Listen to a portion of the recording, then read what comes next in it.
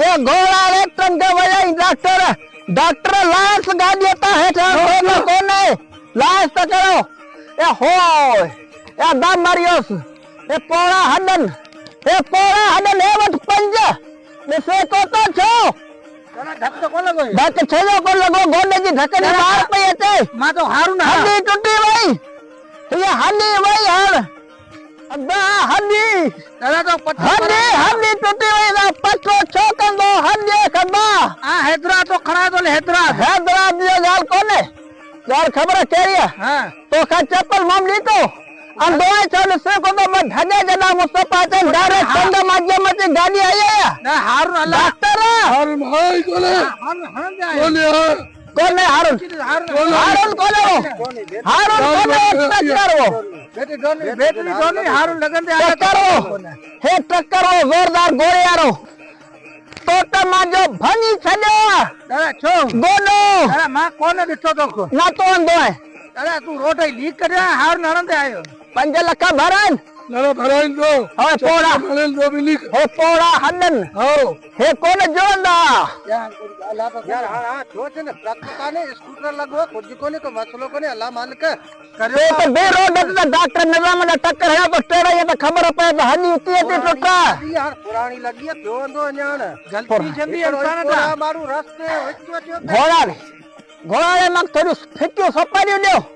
फिक्यो कितना खर्च करो बोलो तो मोटरसाइकिल खड़ा हां जलेबी पकोड़ा समोसा गनी को महाराज दुकानदार बारो कर लोका ना हसी खावा थे बारी जगह पर वणो माजो वात चेहरो थियो वात माजो चेहरो थियो वारो करे जलेबी भेड़ो तो करियो तो पट्टी कराई हलू खणी चालू है शहर पर तो खणी हलू पटो बटो कराई ना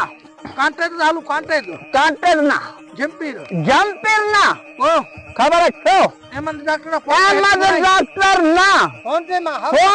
ना हलवो ना मांझी गाल बस घोड़ा रे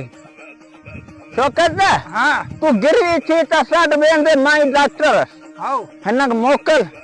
गनी कुंभारे जोका 9 नंबर थारा आया हां वडो कम समोसे जो नूर देव से बाबा तोरा संबोध बसो जो समोसा समोसा गाल माक करल ने माजे दिलजी माक भरा कंडल ने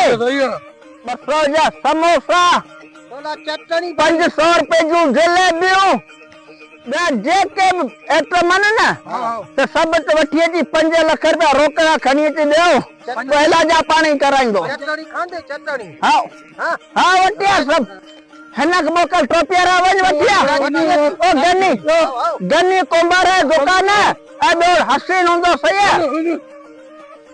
घोड़ा ले अरे हो गाड़ी खणी व्यो कोन हाने ने टाइम लगंदो लाई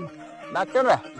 ना टक्कर हो है ना हो नारिये तेरे सर का ना बड़ो यारी डॉक्टर दस डॉक्टर मोटो गाड़ी तो बुझो अने जडू ना जाता हो केले वाला हां जाता हो गाड़ी खान गाड़ी हां गाड़ी मांजी कोने हां गई गाल बुझो हां सामान जे वठी अचे न गनी कुंभार दुकान दा हां सही है तो खणी तकड़ो डॉक्टर निजामरी ओ ताकत पुजे वो पंज साइकिल मोटर खणी वने समझाया हां ओ ताकत जने पुजे ने तने गाड़ी खणी वने दादा गाड़ी दादा